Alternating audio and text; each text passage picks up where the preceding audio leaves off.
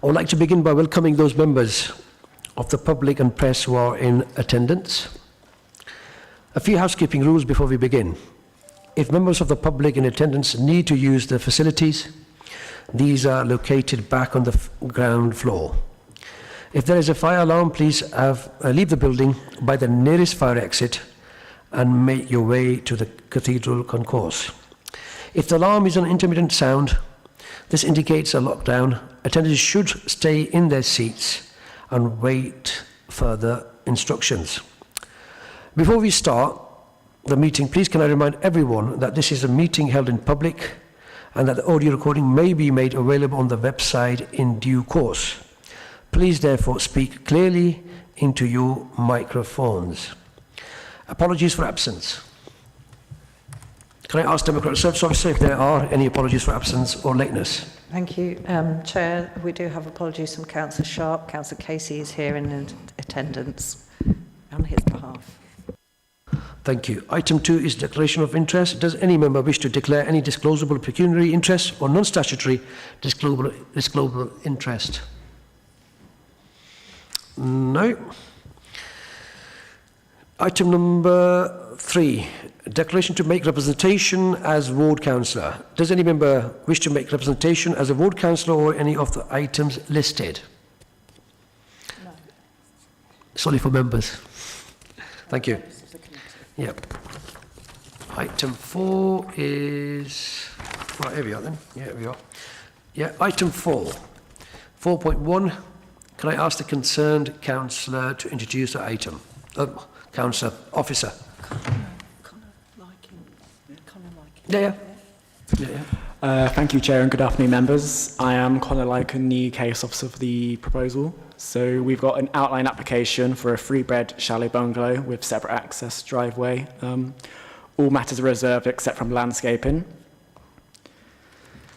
The main considerations for this presentation and call-in are that the council who called in the application considered that the 4 reasons for refusal were unjustified and they were compliant with local plan policy. So just to summarise, the 4 reasons are policy LP16, so the proposed site-in would fail to respect the established pattern of development. It would be incongruous and hemmed in with the area. Refusal reason 2 is based on LP17, so neighbour amenity. We're of the view that there'll be an insufficient future occupier amenity due to overshadowing and poor outlook. Refusal reason number 3 is LP13, so based on highways. There was a failure to demonstrate a safe and convenient access, and then the submitted information is incomplete to make a full assessment. And then last, so you've got the dwelling along the front, and then the back garden. We have got the summer house and some hard standing areas. Some site photos. So on the left-hand side, you've got the views of the principal elevation and the existing access. So the driveway in the paving, then the gravel to the left-hand side.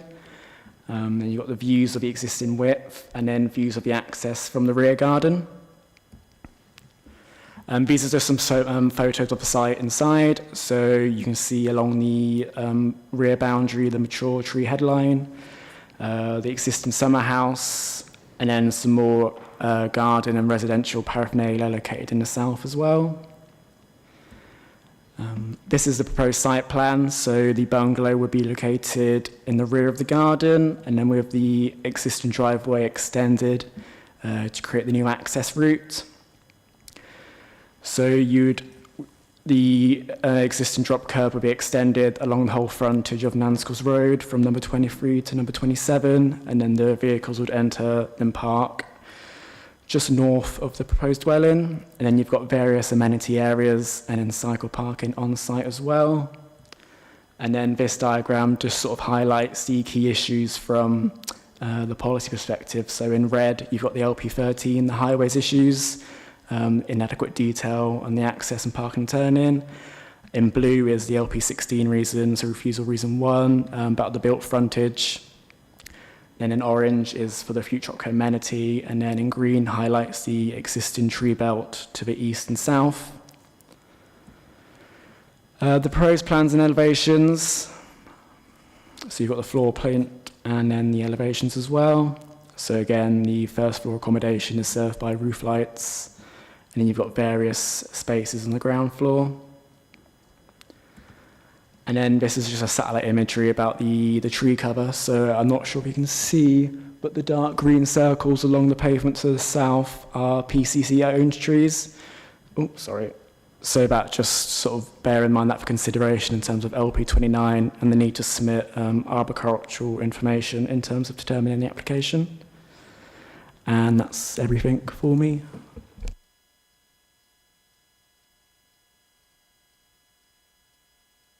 Are you done? That's quick, wasn't it? Right. We have two registered speakers on this item. Can I firstly ask Councillor Heather Scripstead, Parish Council Representative, to address the committee? You will have 10 minutes in which to address the committee. The Democratic Services Officer will let you know when you have 30 seconds left and then when the time has lapsed. When you're ready, if you can please switch on your mic and start speaking. I suggest when you address the committee, stay seated. Members may wish to ask you questions. Yes, that's the procedure, yeah. Thank you. When you're ready. Thank you, Chair.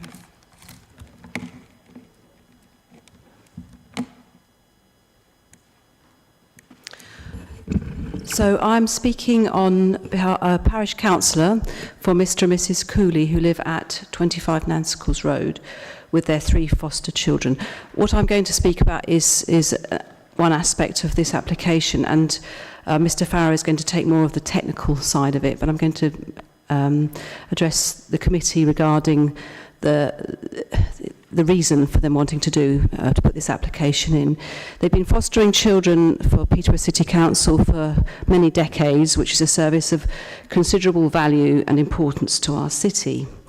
They wish to now downsize but still provide a home for Nathan, who will continue to live with them as a disabled young person with an array of disabilities, including autism and ADHD. They have told me that he would be unable to manage on his own when he becomes 18 and therefore wish to provide him with a secure home, something that the council has great difficulty providing for many of our care leavers who need consistency in their lives. The area is all that Nathan knows, and he also knows how to get from A to B without any problems from this location. I believe that council departments should be able to work together with issues such as these. As councillors, we are corporate parents for all the children in care, and therefore our responsibility to provide a reasonable solution for when such young people leave care and continue with their lives. I see this as quite a unique situation and not one that would lead to creating a precedent, which I can understand the committee might view this application as. They might rightly see this as an overdevelopment of an area, and we would not want everyone to start applying to build extra houses in their gardens. But I see this application it is not intended as one to make profit, but to provide a suitable home for Mr and Mrs Cooley as they grow older, and also a suitable home for Nathan, and provide the continuity he needs after living with them for 12 years. I've actually, as a ward councillor, seen a similar arrangement in the Longville area, where there's an annex in the garden and has a separate address. I realise this is not a material consideration, but would like these circumstances to be taken into consideration as you debate the issue, in the interest of looking at the bigger picture and taking into account that good, stable foster carers are a valuable commodity for this council, as well as those who provide ongoing homes for our care leavers. Thank you. Thank you. Thank you for your address. Members, do we have any questions? Councillor Harper. Yes, thank you, Chair. And through you, Councillor Skipson, if I may. The reason you called it in were 2 reasons under the local plan. Can you explain more about the 2 reasons you actually called the application in, please? The reasons that have been called in on, they're going to be addressed by Mr Farrow in the next address. That's how we divided it up. So can you wait to hear from him? Comment? You don't have any particular comment? I'll wait for. I think wait for him because he's got the technical. There are. I mean, I know I called it on the. Is it LP 16, LP 17? But those he's going to explain more fully when he addresses the committee. Okay. Thank you. Thank you, Chair. Thank you very much. Councillor Dennis Jones. Thank you, Chair. Councillor Sipstead, thank you for that. it suggests, and I may have got this wrong, does it mean they will stop foster caring if this application doesn't go through? I know it's not a material consideration, but obviously you've made great play about their foster care pedigree. What's the implications if this isn't passed as far as you're concerned? I mean, I haven't discussed that with them, but I don't believe they would stop fostering because they've been doing it for many decades, and I think they feel they have a obligation to continue to provide care for particularly this child. There are two others that will be leaving, but this one, this Nathan, needs continued care, and I believe they would continue to do that anyway, but I haven't had that conversation with them. Thank you. Any more questions? Yes, Councillor Rush. Thank you.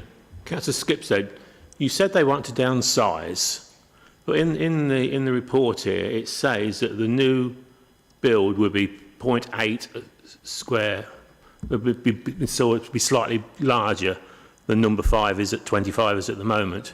That's what it says in the proposed footprint will be 0.8 square metres greater than number 25.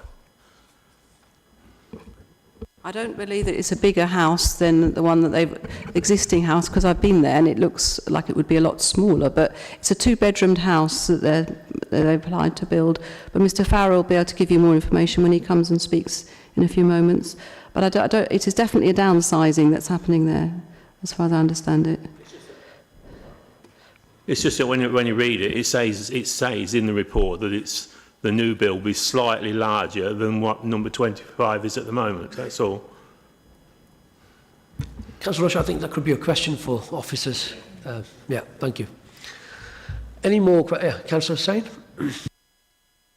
Thank you, Chair. Councillor, you mentioned that the two of the foster children were leaving soon, so would they not then have more space in the existing home if there's only one child remaining? And I think that's true. I think that's why they want to downsize. Case officer for reasons for refusal. I'd like to just go through those and make reference to them. The local pattern of development generally follows the line of existing service roads, which exist in front and rear gardens to properties along Nancycles Road and Talbot Avenue, have a varying depth and overall size. The frontage development along Nancycles Road would be unaffected by the proposals, and therefore we feel that it would comply with LP 16 and Chapter 16 of the MPPF, as stated. From Nancycles Road, sightlines confirm that the proposal would be, by virtue of its scale, positioning and design, would be hidden from view. Boundary treatment would be subject to a landscaping plan, as the planning officer had already mentioned, to alleviate any impact on neighbouring properties should permission be granted. The proposals are shielded away from the commercial industrial park to the southeast by virtue of the tree alignment within the gardens of number 24 Talbot Avenue and 27 Nancycles Road. The trees will not cause a loss of natural daylight to the property any more than is already evident. The proposal, by its orientation and design positioning of roof lights, will ensure that we do not lose light within the proposal. The existing Leylandii cypress are beyond the property boundary in an adjacent property's garden. The neighbours have stated that they're only of the existing properties fronting the road. The adverse impact of light from vehicles is subjective, as this application access is formed from the existing property driveway, and as such does not differ from existing. The existing vehicular access from the curbside to the rear of the property by its own virtue will remain. We're unaware that there would be any air pollution, as this is for residential usage only.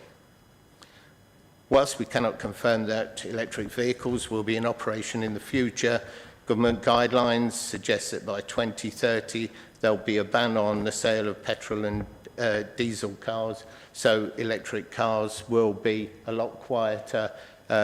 We've taken this into account and added EV charging points on the plan. The waste bin transference to the roadside has been addressed and now is less than 30 metres.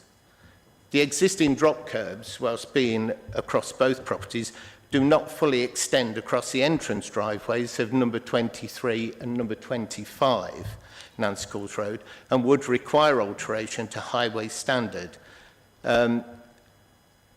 It appears that the existing drop curbs, when originally installed, were misaligned relative to the driveways, and as such have never been corrected. This can be achieved by relocating one drop curb to the right-hand side facing number 25.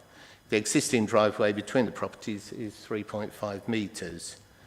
Car parking with hard permeable paving has been provided to the north side of the property for 2 number of vehicles. As this application for outline planning permission only, materials were not specified by manufacturer's name. However, tiles, bricks, windows, doors, etc. That's were 30 noted seconds. on the application form to be considered at a later date should outline permission be granted. Thank you very much. Thank you for your presentation. Members, do we have any questions? Councillor Hogg. Thank you, Chair, and through you. It says here that you've not done an arboricultural impact assessment, which would be required. We've also got objections from highways in terms of the width of the drop curb is far in excess of the maximum allowed. And also in terms of you've not demonstrated that the requirement for a vehicle to be able to turn, to be able to come back out once a vehicle's gone into the property, it needs to be able to turn around to come out and not have to reverse. These are all fairly standard requirements for planning permission. Can you tell me why they're missing from this application? First, I'll take them in turn. I believe it was the trees that you raised first. The trees are actually possibly 20 metres away from the boundary line of the rear of the new build. Unfortunately, when I went to survey the property, once again it was winter time, the smaller trees I couldn't identify. The larger ones are quite evident. They were probably installed at a time to shield from the factory units beyond. They were in different gardens, and it's very difficult to access another person's garden to obtain their permission to go and take details of those and their positioning prior to getting any approvals. So I left that as a future item to be raised should we get initial permission.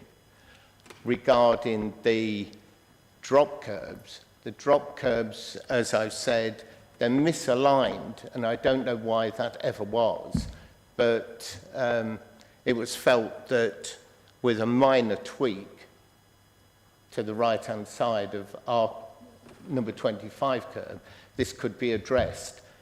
Whatever number 23 decided on was entirely a different matter.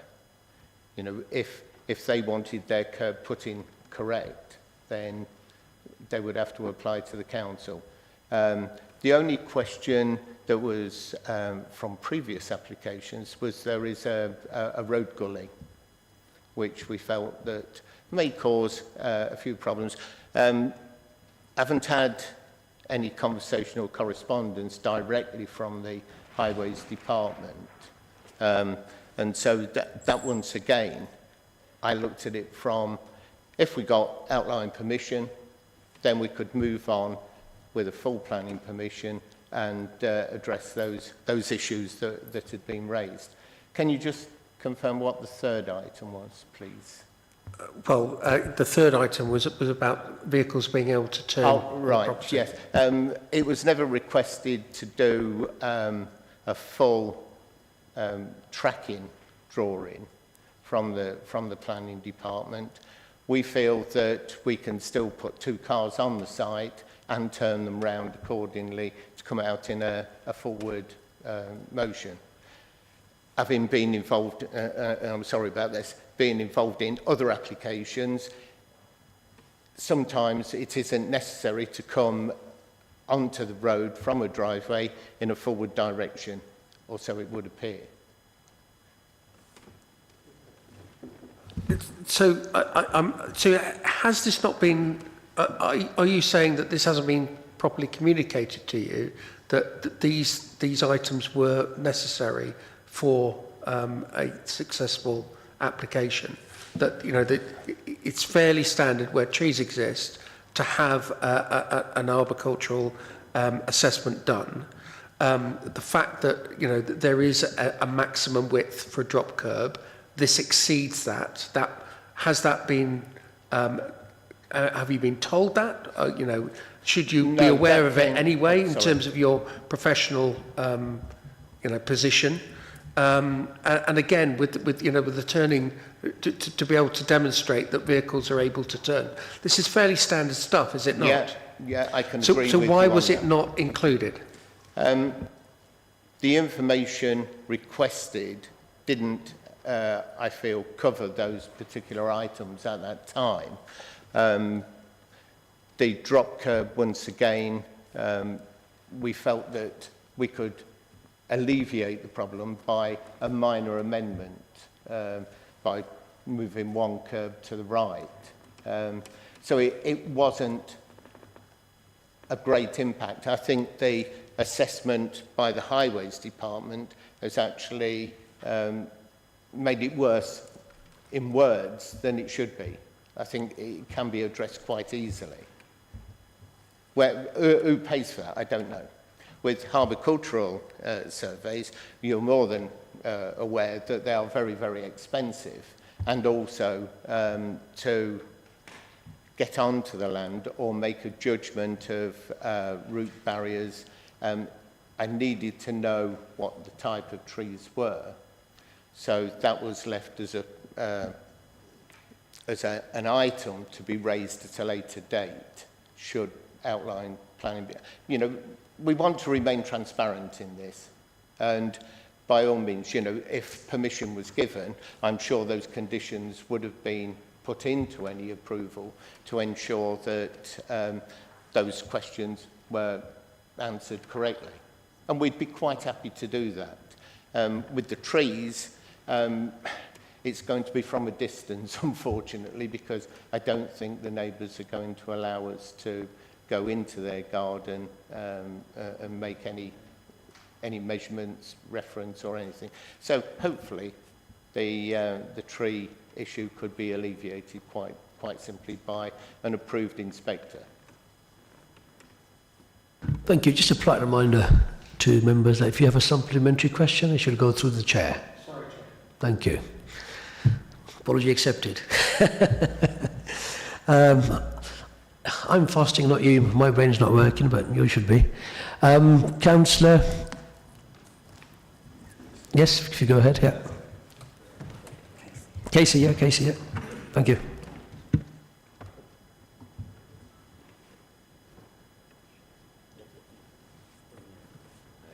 There we go. That's fine. Thank you very much, Chair, and through you. I can remember this application or this property coming up with an application back in 2012, and I noticed it's in the report anyway. But you put a lot in store with the drop curb, and it was a sizable addition to the initial property back in 2012. Could that have been the problem? Why it doesn't line up?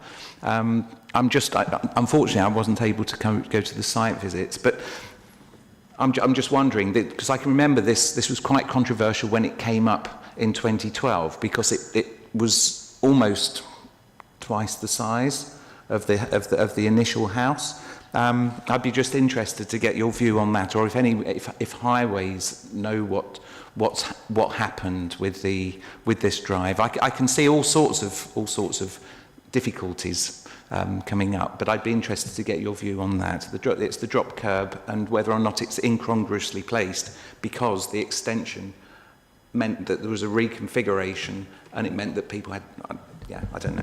Thank you. Okay, it's okay to answer. The situation is, it has two drop curb entrances. One was the original driveway, which was on the right-hand side where the 2012 extension took place. The other one is on the left-hand side, which covers probably 95% of the replacement driveway, plus half of number 23's driveway. And I think Connor had taken pictures of that earlier on in his photographs. Do you want the pictures displayed? Yeah. Yeah. So you can see in the top left-hand corner, the driveway drop curb starts approximately 90% across the driveway. You've got the grey driveway has actually got a curve on it, so it gives an incorrect view as such there. But by taking the angled curb out and moving it one to the right would alleviate the issues of that particular driveway. On the other side, it actually goes about 50% into number 23's driveway, which, to be honest, I don't know how they managed to drive up and go into their drive. And I can only sort of believe there was probably misalignment when the original estate was put together. It's unfortunate, but these things happen. Thank you. Councillor Rush? Thank you, Chair. I don't know whether you can answer the question I asked Councillor Skipstead about the footprint of this new property, because it says in the report that the new property is going to be 0.8 square metres larger than number 5. But then one of the reasons for wanting this new build is to downsize. So the actual new build is going to be larger than the original. Can you answer that one? Was that the report that was put together by the planning officer?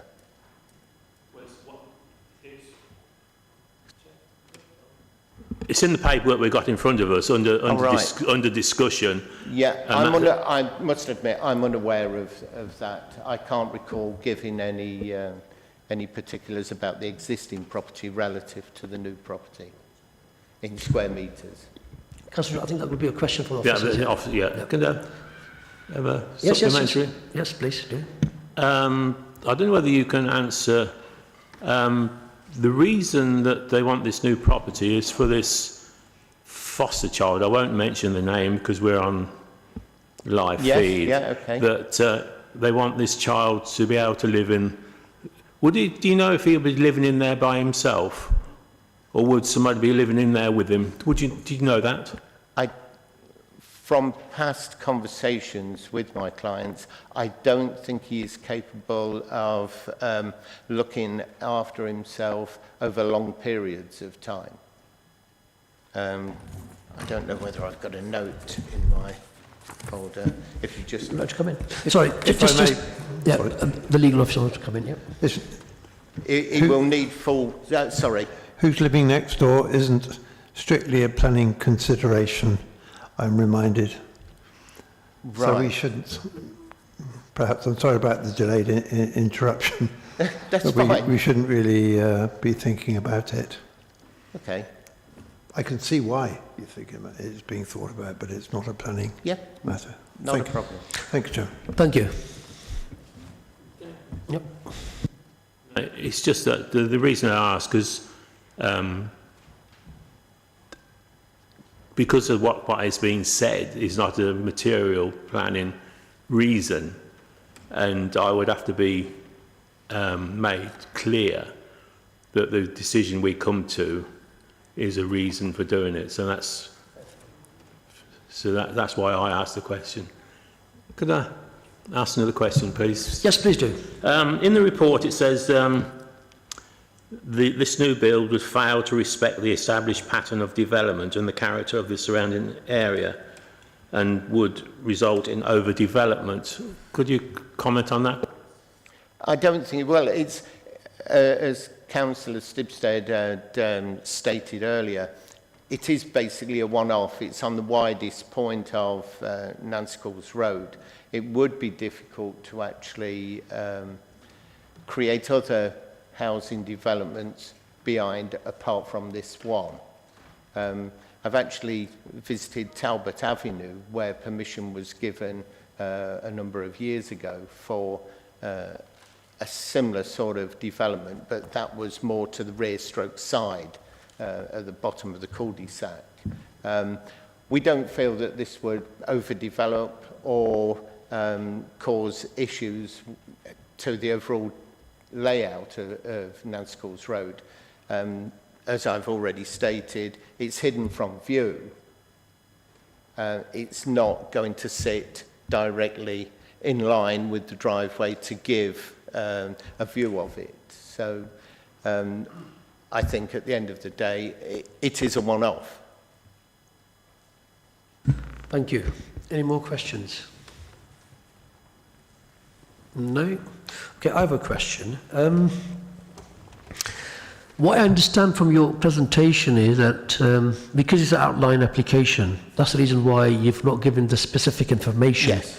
What the highway required. Is that correct? Yes. Yeah. Okay, my understanding about the frontage, what I understand is that the full property frontage dropped is not acceptable. What's your view on that? Sorry? The frontage? The curb. Yeah, curb. The full dropping off it is not acceptable. What's your comment on that?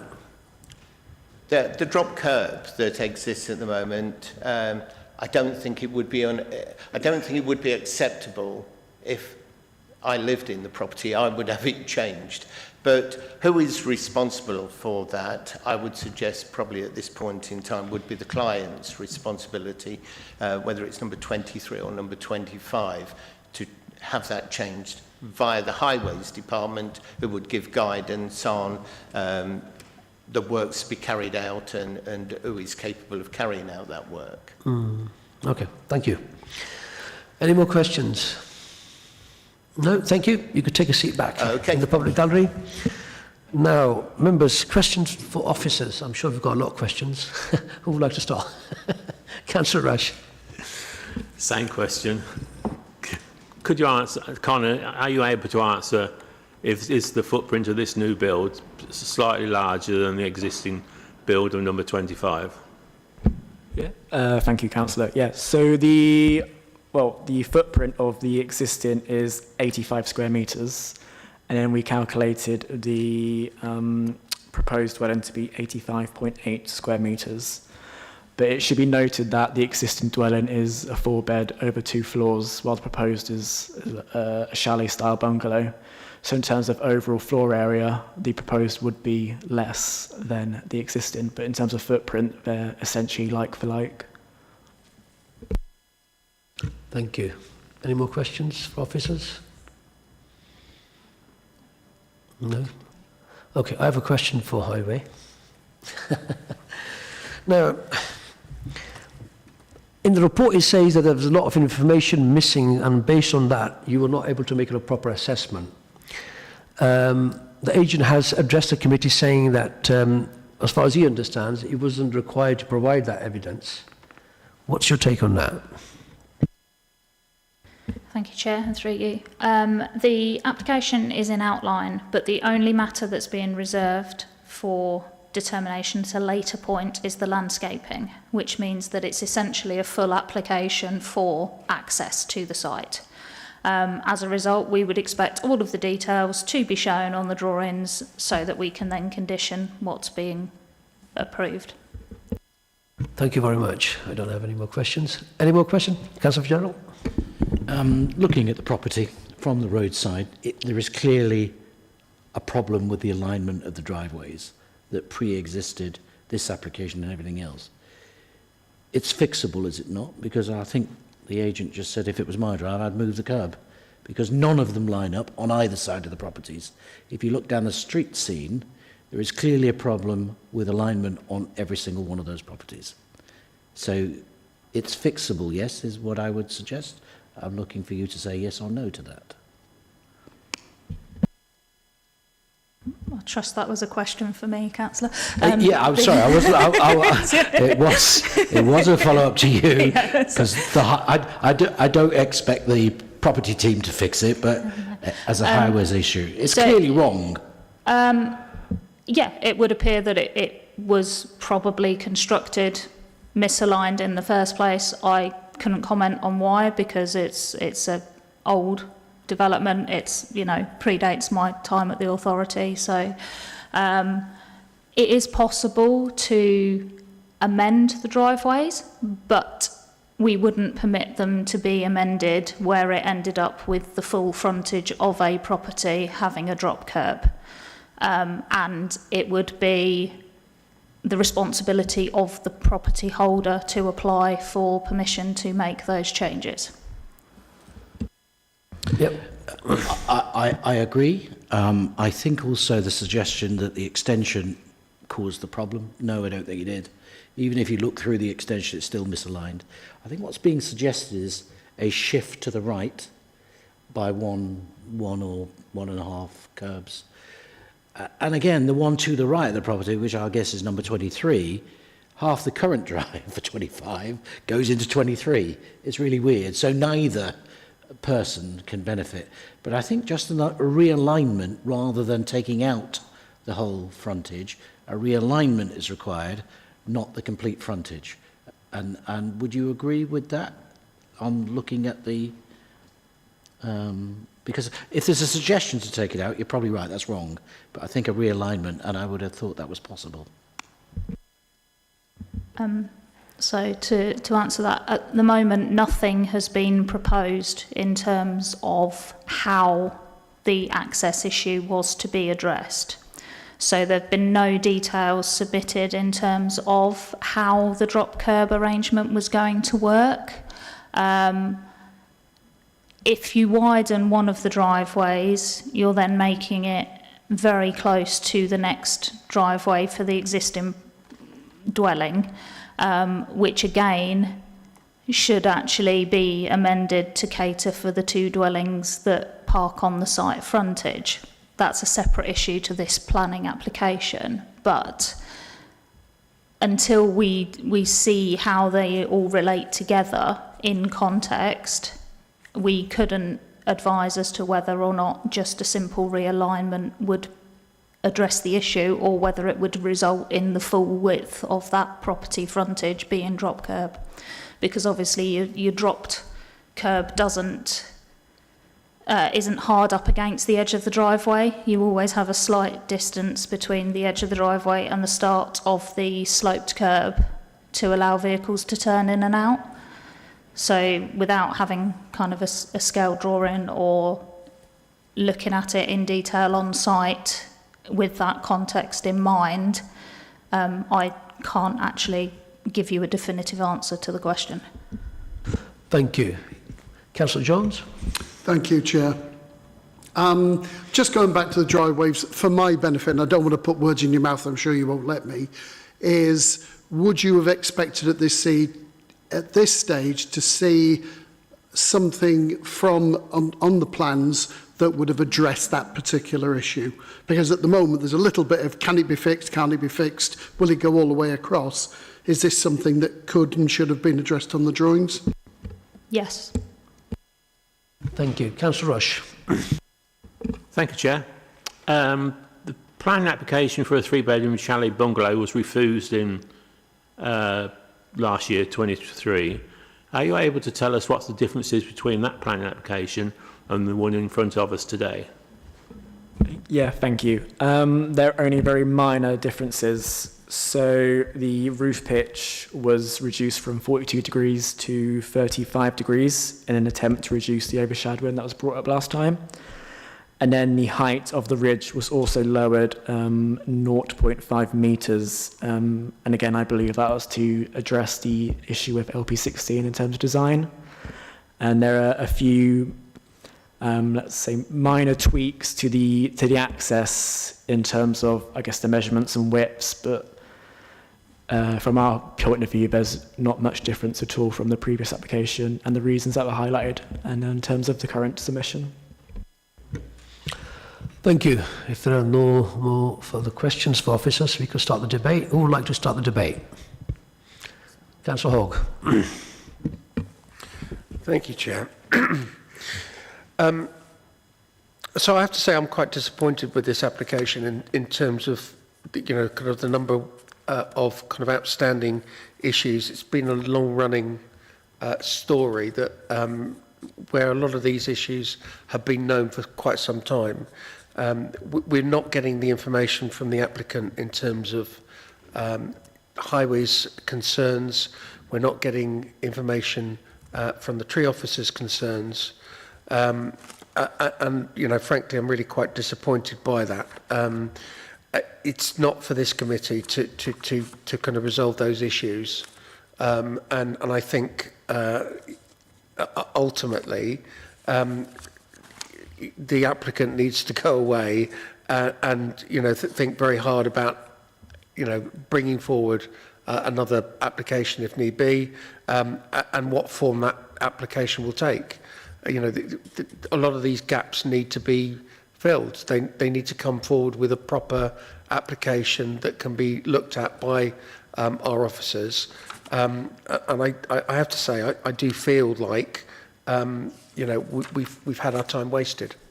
I'm not going to be approving this. I'm going to go with officer's recommendation to refuse. Thank you. Thank you. Councillor Jamil. Yeah, I certainly echo Councillor Hogg's comments. I just think there's history on this. Only a year ago an application went in, and I would have expected something to come back to us with improvements, or at least a more fuller application. So I too will be going with officer recommendation on this. Anybody else? Councillor Rush. Thank you, Chair. As Connor said, that this planning application is slightly different, but not that much different to improve the reason for it to be granted. It says in the report it fails to respect the established pattern of the development and character of the area. As the legal officer said, although it says in the report about a foster child, we cannot take that into a consideration for this planning application. And other issues that has been mentioned by other members of this committee, I can't go forward and grant this application, and I will go in with the planning officer and refusal. Thank you. Councillor Fitzgerald. I'm not going to disagree with much of what's been said, but it is a little sloppy in terms of its application and submission. What I would say, the curb issue or the highways issue could have easily been conditioned in any event. So the applicant might want to think about those things if submitting it again, because you need to know whether it's fixable. It's clearly wrong, but that could have been conditioned. If that was the only reason, I might have gone, yeah, okay, it's conditions, fix it, otherwise. But I don't think I'll support it on the basis of there's too many things wrong. Thank you. Anybody else? Councillor Hopper. Yes, thanks, Chair, and through you. Well, I think it's all in there, but I'm not going to dwell on the fact that it's not there, the evidence, because clearly a lot of it is missing, which is a shame. But, the harm to trees, there's no evidence at all in this that there won't be harm because the work hasn't been done to prove it either way. I have great concerns over and it hasn't been mentioned much, surprisingly enough, is the fact that there's hardly any windows in this property near the tree side, so it's going to be dark. So certainly amenity is going to be seriously affected on that side. Highways issues, Councillor Fitzgerald, etc., is quite right, the curbs could be sorted, but again, the plan of what the curbs are going to look like and what the turn-in circle is going to be like for vehicles in there needs to be there, otherwise we can't possibly make a decision, and certainly highways can't make a recommendation. And reason one, it still stands and has been not proven to be any other reason that it doesn't respect the pattern of development in the area at all. It's backland development. And although there's no driveways leading to the backlands, you don't have to take a garage out down that road and you've got your access to behind nearly all the properties. So I'd need a big reason to, to allow something like backland development like that on a road that hasn't got any. So no, I would support officers at this point and refuse the application. Councillor Hussain? Thank you, Chair. Yeah, I'm with officers on this. Looking at the site plan, LP16, where it looks, you know, this development looks like it'd be hemmed in. It looks to be overdevelopment of the site. So for those reasons, not just the other reasons that have been stated, I'll be going with officers. Councillor Casey? Thank you, Chair.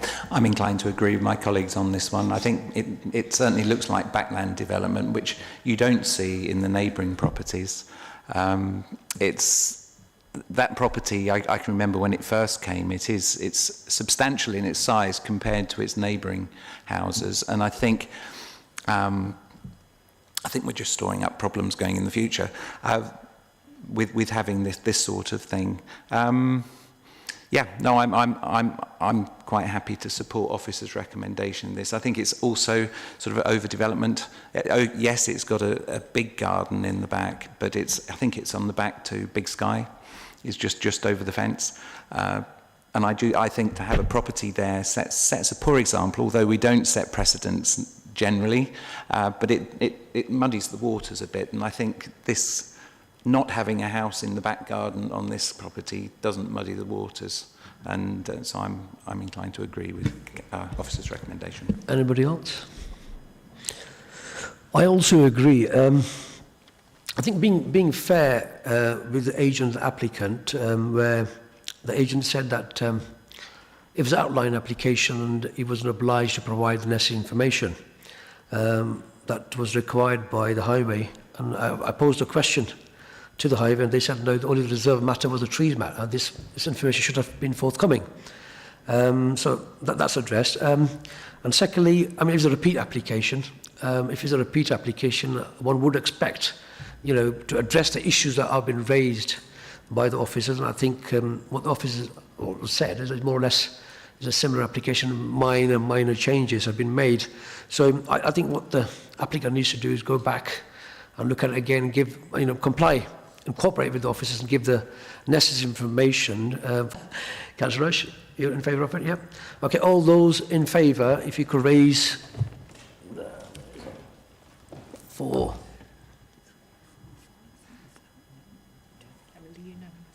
That's unanimous, so I don't think we need to ask any against or abstentions. No, Yeah. everybody's voted, so yeah, that's unanimous to go with officers' recommendation. Okay, yeah, that's unanimous, and the application has been refused. Thank you.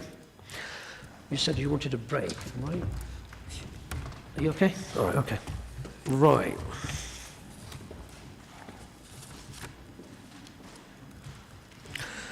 Item 4.2. Please can I ask the relevant officer to introduce the item?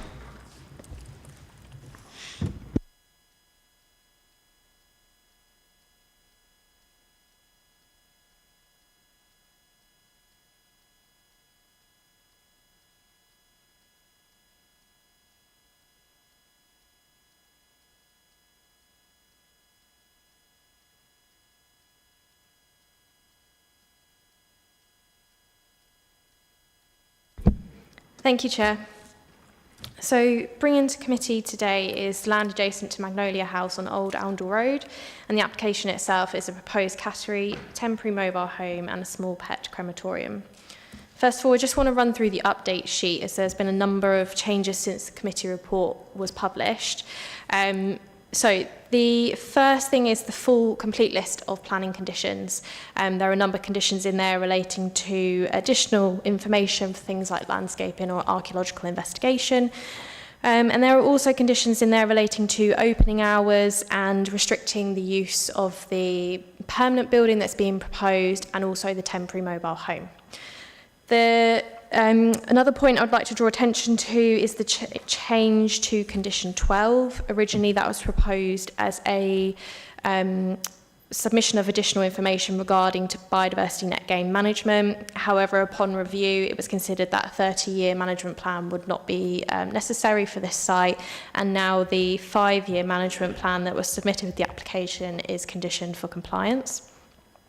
And then finally is just to draw attention to the consultant's report that was received, which was a review of the financial and business plan information submitted for the crematorium and the cattery.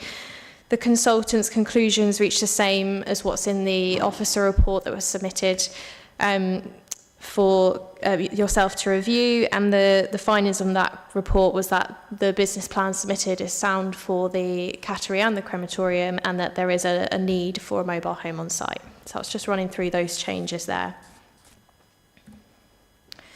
So on the screen you can see the red line boundary, and this is the land associated with the application before us today. And again, this is just a satellite overview. It gives you sort of a wider picture of its context. So we've got Magnolia House to the north, which is separate to this application site. So it forms a neighbouring residential property, and then the surrounding sort of paddock and agricultural land. We've got the proposed site plan submitted here, so you can see the existing access point off Old Oundle Road, which is proposed to be enhanced with a tarmac crossover, and then that leads into a gated driveway into the site itself. You have the main permanent building, which is the cattery to one side and the crematorium to the eastern side, which borders onto the paddock. And then below that to the south is the position of the temporary mobile home and the applicant's parking area, separated from the cattery itself, but still closely related. So I'm just going to run through some images from the site, just to give you an idea of context and sort of where the land relates to currently. So this is from within the site, looking in the southerly direction. The central trees, just like to draw your attention to those, that is the grouping of trees which is proposed to be removed in order to accommodate the building itself. And then the tree on the left-hand side is also one of the ones that are proposed to be removed. This is looking south, but the western boundary is in the picture as well, where you can see the mature trees which border onto Old Oundle Road.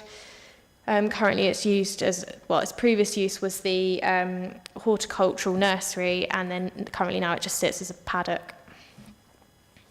And this is the existing access point off Old Oundle Road.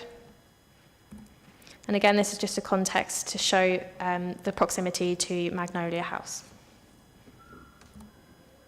I'm going to run through some of the main considerations of this development, and in particular looking at matters of the application and why it's been brought to Planning Committee today. So the application is for 28 cattery units. These units do have the capacity to be double pens. However, it's been clarified with the applicant that in order for it to reach its maximum capacity of 56 units, those cats sharing a pen have to be from the same household. So largely they would be sitting at a 28 pet occupancy. However, if there was those needs where more than one animal is per household, and then they could accommodate that on site. The crematorium is on sort of a daily operational business, and it would be both from private services and veterinary partnerships. Staffing wise across the site, there would be one full-time employee who is the applicant, and they would be living on site. And then as the business grows, it's proposed that there would be up to 3 part-time staff members. So running through the principle of the application, it's been brought to committee because it forms a departure development from our local plan. The countryside location means it doesn't align with the strategy of policy LP2, and it's centred within that countryside location. So you can see on the slide there, the orange circle denotes the location of the site itself. And then, as you can see on the right-hand side of the image, are the nearest settlement boundaries. So it is situated in the countryside. We have loosely applied the merits of policy LP11 as it is development in the countryside. However, as the proposal is for a new permanent business, it doesn't neatly fit within to what that policy be specifically. However, as I've said, we've used some of the merits such as development of businesses in the countryside and also the mobile home. So a review of the information submitted, which includes a sequential test to determine the location's acceptability, a business plan and a detailed planning statement of the operations and the proposed businesses submitted have all been reviewed by myself, as well as an independent agricultural consultant. where we've reached the same conclusion in that the information presented was well evidenced and the business has the potential to become financially viable within 2 to 3 years. There's also sufficient justification on both the legislation and day-to-day operations and welfare needs for someone to be living on site. So therefore, we've got the temporary mobile home provision whilst the business is established at the site. Just to sort of touch on the location itself, the sequential assessment has been through a number of sites within the Peterborough district and has also provided sufficient information to outline where the nearest neighbouring businesses for catteries and crematoriums are in relation to this site in particular. The nearest cattery was 13 to 14 miles away from this site, and the nearest crematorium, I believe, was 17 miles away, and then it extends quite significantly. So they've identified there's a need in this area. They've identified a number of sites. They've provided sufficient minimal criteria, and through that, they've determined that this site is the only viable option for them for the criteria of the business presented. Therefore, we've considered this to be acceptable, and the updates to the sequential assessment have also demonstrated compliance to these essential criteria. As for the mobile home, we've proposed a occupancy tie to that mobile home to the businesses present, and that will be tied with a 3-year time limit for the mobile home, and that will be starting on the commencement of the business.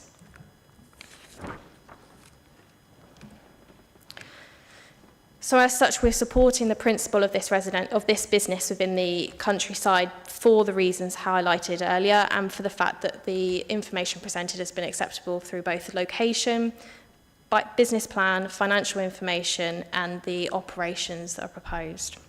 So if I just highlight onto residential amenity, obviously I've touched on the fact that Magnolia House is the neighbouring property to the north, and then surrounding in the wider area are a number of properties. Concerns were raised regarding potential emissions or noise coming from the crematorium operations. However, the applicants supplied additional data sheets to confirm odour, noise and emissions from the machine that they are proposing to use, and environmental health was satisfied with the information that any impacts would be minimal. We've also then applied a condition securing that particular machine they've proposed and the data sheets as well, so that would be a compliance condition. In terms of hours of operation, we've split this into operating hours for both the business and then public hours to visit the site. And you'll see these have been split across sort of numerous time periods throughout the day. This would also stagger visitors to the site, whether it be staff or members of the public. But just to draw your attention to, the crematorium does have the potential to operate up to 24 hours a day, but this is because the processings of that machine and the workload can vary. So just turning to the design of the building. The building is quite a large footprint, and it will obviously be a permanent structure in the countryside. However, we've worked with the applicant to have sufficient justification on the need for the floor area proposed, the legislative requirements behind that, and also the building form has been designed to break up the massing. So we've considered we've had sufficient justification for every room required within this proposal itself. So the building measures up to 39.9 metres in length and a maximum ridge height of 5.7 metres. Materials have been submitted and are considered appropriate, and these will be a compliance condition as well. Soft landscaping will be secured via a planning condition. Minor details were submitted with the scheme, however these were centred around the access point and the entrance into the site. We would also like to see some additional screen into the eastern boundary where it opens up into those paddocks adjacent. This is the existing access point. Obviously this will be made into a tarmac crossover service to the highway as well, but as you can see it's an existing entrance into the previous horticultural business. The scheme provides 14 parking spaces, and these will be for staff and visitors into the site. These are located forward of the building. There's also a refuse and delivery area and the separate parking for the mobile home. There's been no objection from the local highway authority. There will be 4 trees removed, 3 trees and a grouping of trees removed from the site. 2 of these are from the western boundary, which is along this image here. The removal of the western boundary trees are not considered to cause an impact to the character of the area, and one of those is removed due to the poor condition of the tree. The trees removed within the centre of the site are to accommodate the building, and as such we've conditioned a compensatory planting scheme so that further trees can be introduced into the site to mitigate that loss. So just turning to the ecology of the application as well. So they've provided sufficient reports for not only assessment of protected species, but as well as just general ecology in the area, given it's a countryside location, and then biodiversity net gain improvements to the site. As I mentioned before, biodiversity net gain will be secured through a planning condition as well as the maintenance arrangements for that. Whilst there are trees sort of indicated on drawings themselves, there isn't sufficient information in order to provide that detail for our compensatory planting. So again, that's been secured by a condition. And finally, appropriate screening has been carried out into relation to the cremator machine and the surface water and foul water drainages onto the nearby surrounding SSSI sites, and it was deemed that development was not likely to have significant effects on the surrounding environment. So there's just an overview of the proposed development and its location within the site itself, and we are proposing that this application is recommended for approval. Thank you, Chair. Thank you very much. We have 2 people registered to speak on this item. Please can I ask Councillor Elsie, Ward Council's representative to address the committee. You will have 10 minutes in which to address the committee. The Democratic Service Officer will let you know when you have 30 seconds left and then when the time has lapsed. When you're ready, if you can please switch on your mic and start speaking. And once you've addressed the committee, I may suggest that you stay seated. Members may wish to ask you questions. Thank you. When you're ready. Thank you, Chair, and through you. Apologies for my croaky voice. It was overexertion at Wembley on Sunday, but I'm happy to support this application as I believe it will bring much needed service to our local area with little or no impact on the locale. Whilst emotion is not a material planning consideration, for many, losing a pet is second only to the pain endured by losing a loved one, in some cases even more so. Equally, being a cat owner, I am only too aware of the scant availability of decent cattery provision. We actively encourage owners of recently deceased pets to refrain from the age-old tradition of burying animals in back gardens, but to do so we must be sure local alternative accessible provision is available. I have not studied current local provision, but I know the last time I looked for a pet crematorium, I had to go to Duxford. I must admit, when I first saw this application and had the opportunity to discuss it with the applicants, I did query the 2 sides working in tandem, but I was assured from the examples they gave me that this is a practice which is adopted elsewhere and works very successfully. In terms of planning considerations, I would suggest the following. Due to the location, I do not believe this application will have any adverse impact on highways, drainage, or the local environment, nor do I foresee any effect on road access, traffic, parking, visibility, or highway safety issues. I do not believe, due to the location, this application has any noticeable impact on the neighbourhood or the character of the area. I believe, given the locale of the business with nearby businesses such as a dog rescue centre, farming and livery yards, the use of the land for this purpose is appropriate. Due to the remoteness of the site, I don't foresee any loss of amenities of adjoining properties, especially loss of sight, overshadowing, excessive noise, etc.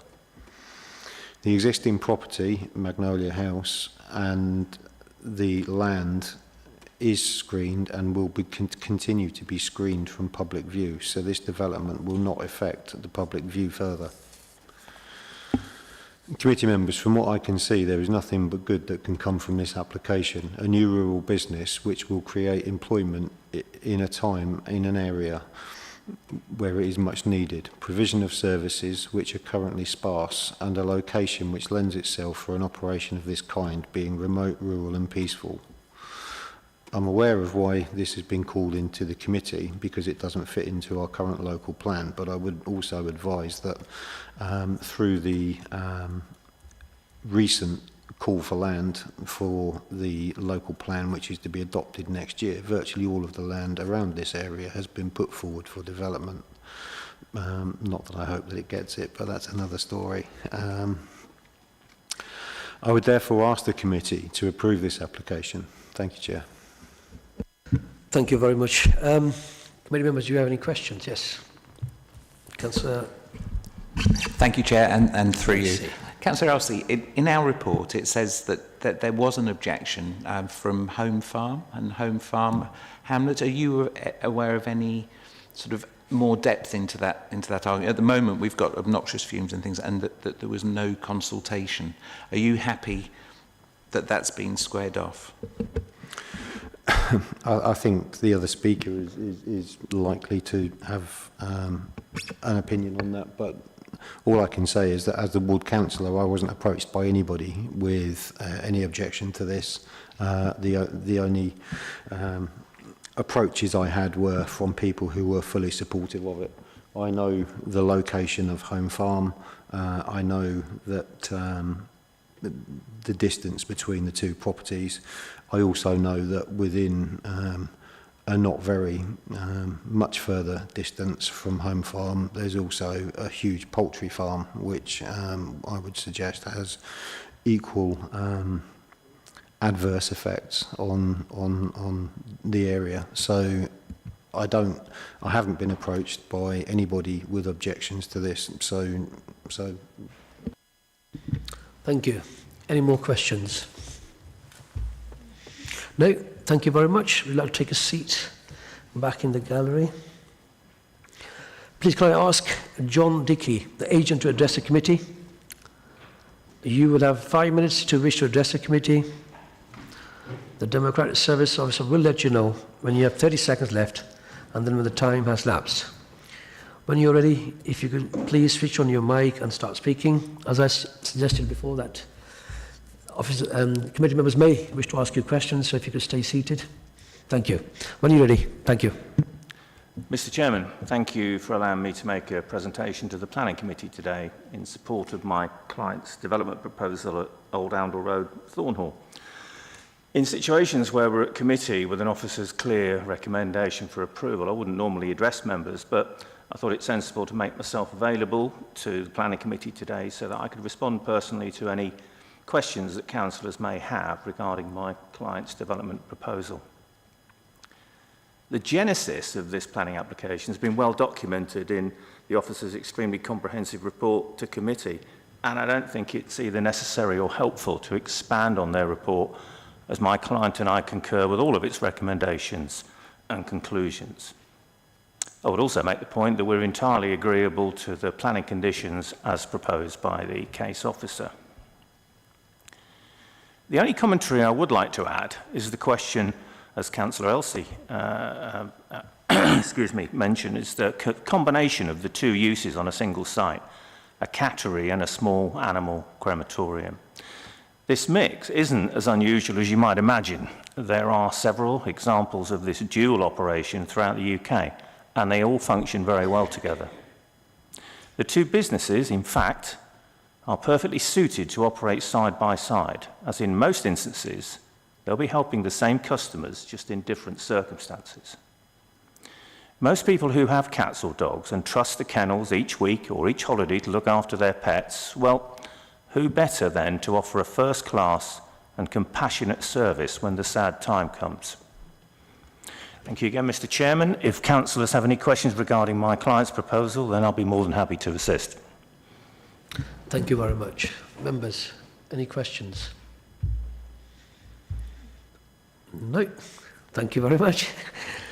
If you could take a seat back in the public gallery. Right, members, any questions for officers? I have a question. Why was the independent consultant engaged in this application? So we engaged an independent consultant for two reasons, really. One, because it's such a unique development and the lack of provision for a specific policy in our local plan, and also because of the financials and business plans submitted with the application to have an independent opinion on that as well. Thank you very much. Any more questions? No, in that case, if you could go to the debate. Councillor Hopper? Yes, thanks, Chair, and through you. Now, that's what an application should look like and a report should look like. And congratulations to all, the developer obviously the applicant and officers, it's spot on. I think by the response to questions to officers and questions to the ward councillor who's fully behind it and the developer, just goes to show that everything's there. I think if those who had the opportunity to see this when this was advertised on the PT's website and saw the comments, you would see that it was something that was a lot of people were welcoming and thought there wasn't a big need. And I think that was proved in the report. That was I think 14 miles to the nearest one, and the ward councillor said all the way to Duxford. It's a tragic time when somebody loses a pet, but this is also obviously a category for people to house their pets when they're away. I think it all fits in well.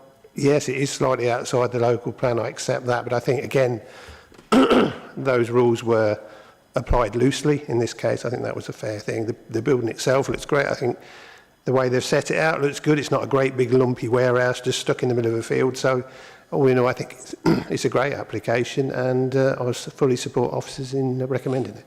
Thank you. Thank you. Councillor Hogg. Thank you, Chair. I think Councillor Harper's more or less said everything that I wanted to say. A fantastic report. There's clearly been a lot of work gone into this, evidenced by the number of conditions that have been placed on the application, and a great application by the applicant, and I think a great asset for our area that is clearly greatly needed. I think for anybody that has a pet of any description, having somewhere that is this kind of setup that's it's well put together for leaving your pet either for holiday use or for its final journey is really quite important to pet owners. So I think rightly that it should come to committee because of the uniqueness of the application, and that the local plan can never hope to incorporate every single eventuality.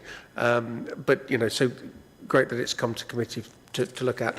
But you look through it, there isn't a hole in either the application or the officer's report. So I'm more than happy to go with the recommendation. Thank you, Councillor Hogg. Councillor Hussain? Yeah, just briefly, I just want to say, yeah, substantial report, well compiled, well done to the applicant. It's an innovative and sort of novel idea for our area, and I really like the application, so yes, I'll be supporting it too. Thank you, Councillor Hussain. Councillor Rush? Thank you, Chair. What a comprehensive report from Molly. All questions that could be answered by this committee, and the lack of questions because we didn't have to, and I will be supporting this application. Thank you. Any further debate? I don't want to add anything. I think you've said what you wanted to say. Okay, go for the vote. Can we have a proposer? Councillor Harper? Yes, thank you, Chair. And through you, I think it's fairly obvious. My proposal is that we accept this application along with the conditions described. Thank you. Thank you. Councillor Hogg, I understand you want to second it? Yeah, okay. All those in favour?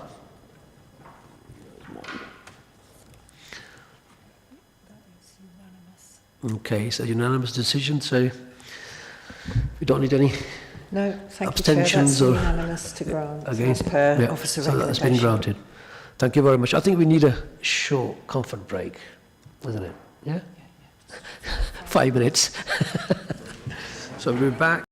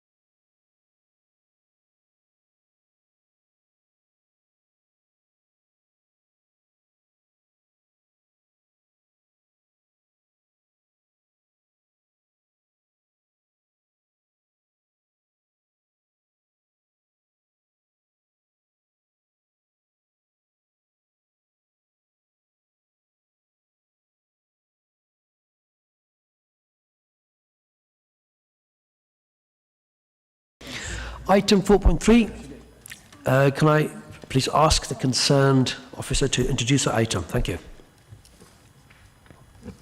Thank you, Chair. Afternoon, committee. We're here to consider the confirmation of a tree preservation order. It's the council's standing orders that ensure that when objections are received to the making of a tree preservation order, before the TPO is considered for confirmation, those objections have to be heard by the committee to ensure that the making of the TPO is reasonable and justified with regard to the objections that are raised. This is in relation to, if I can put this up, so this is the site that you can see. This is 7A Maffett Road, Ellsworth, sorry.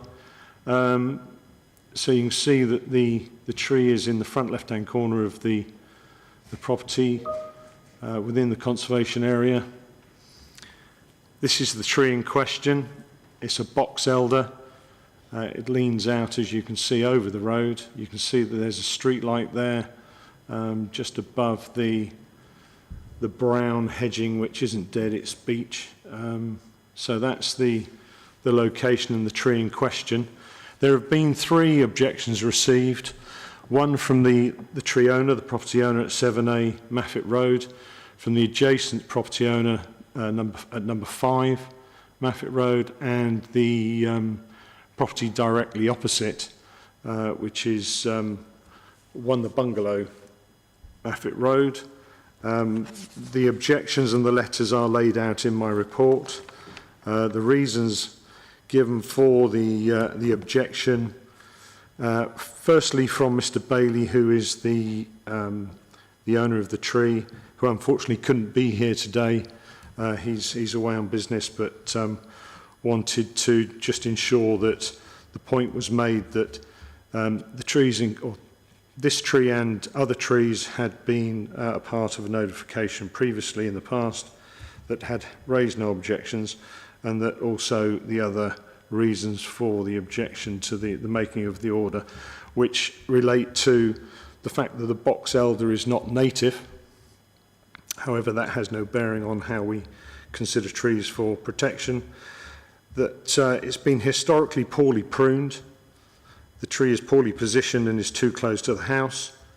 The tree is interfering with the telephone lines, interfering with the lamp post. The tree is blocking out light to the neighbours, and that's the neighbours on the opposite side of the road.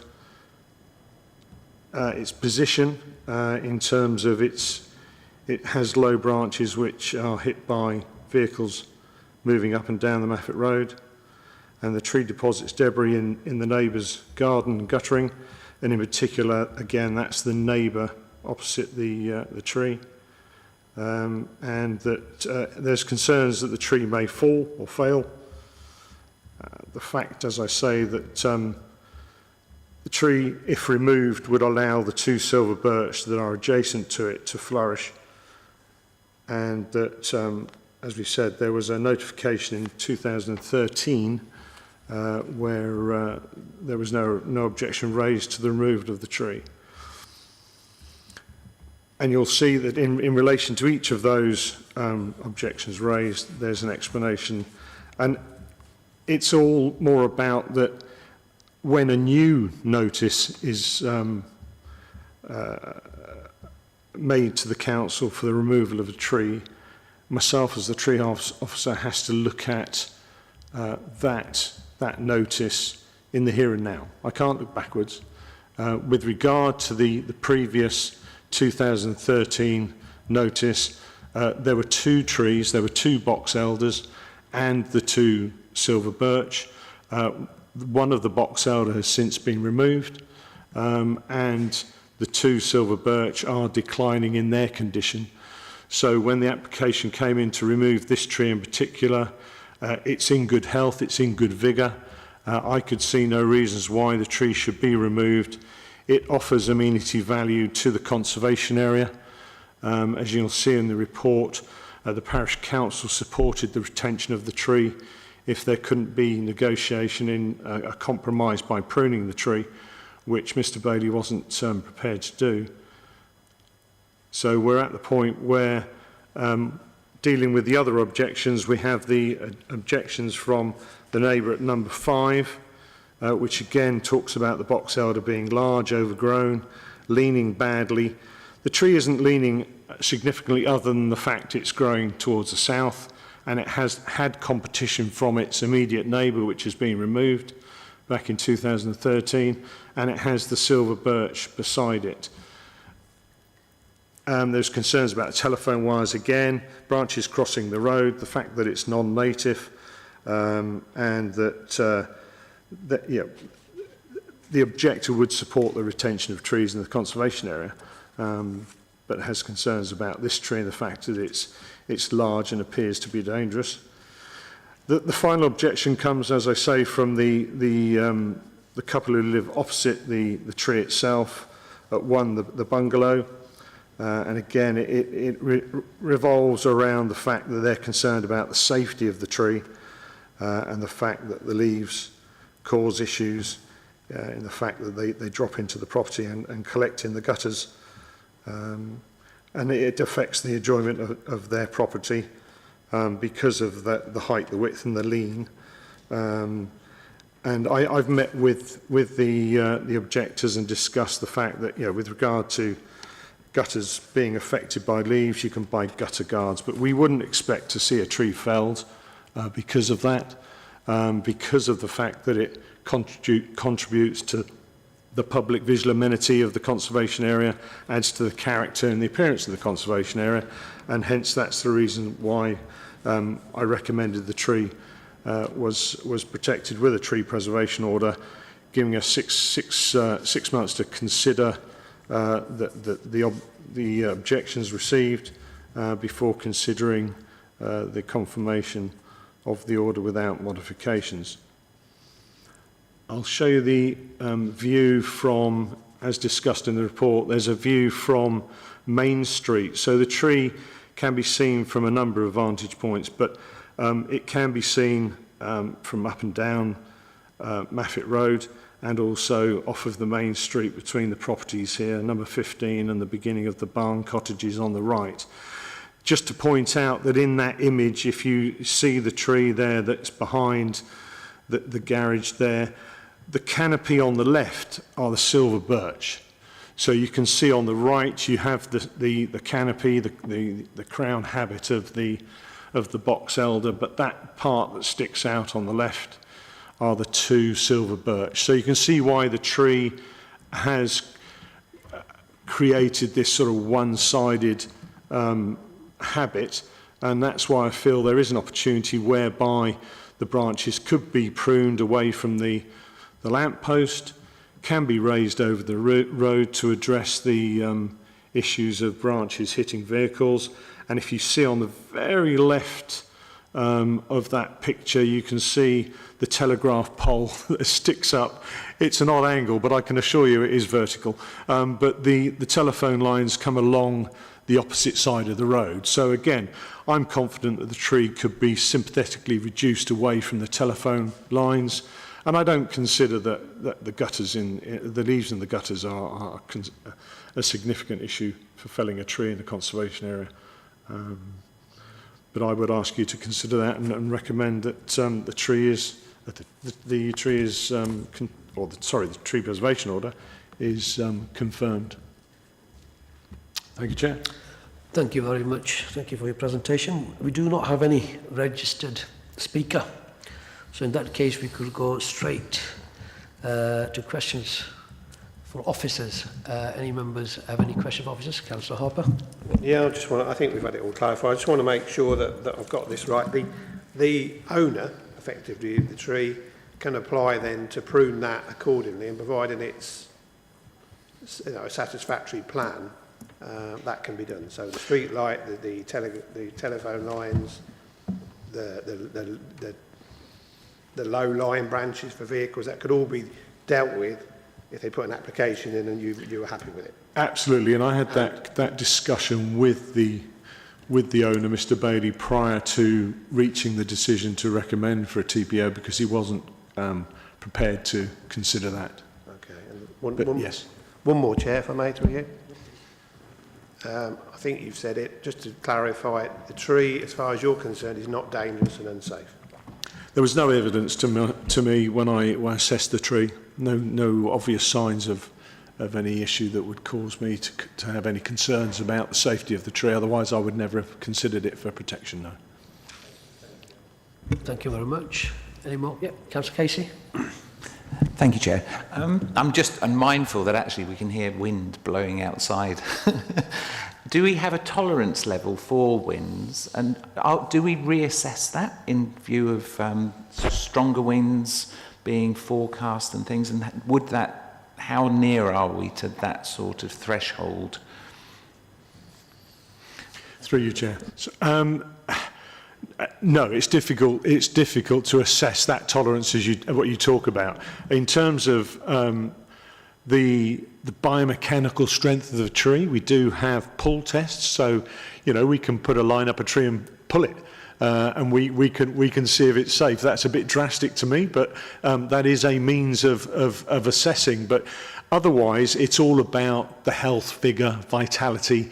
Is the tree healthy? If it is, it's a biomechanically structured object, and it's grown like that to ensure that it does stand up against all of the winds it's had since it started its growth. So trees are fully adaptable, and if you have a look at this tree, it has adapted to the trees that have been around it, and it's showing no signs of branch failure more recently in high winds. The crown's intact, and that's where we would need to consider in agreeing any pruning that we didn't open up the crown to increase potential failure, and that we maintain a good crown habit, which then will protect the stability, the future stability of the tree. So that's where you have to have that consideration. Thank you. Any more questions? No, in that case, we would like to start the... Sorry. Yeah, that's what I was going to say. In that case, we would like to start the debate. Councillor Harper. If we're just in debate at the moment, aren't we? So, I put a lot into what an expert says, and Stephen is that expert. He's confirmed that the tree is not unsafe. There's no doubt that there's a value to the community amenity in the conservation area. And what needs to be done to make it more amenable probably to the neighbours could be done by way of permission. And I don't see any reason from that point of view to even consider felling it. So from that point of view, I will go with the officer's recommendation for the TPO to be served. Thank you. Thank you, Councillor Harper. Councillor Hogg.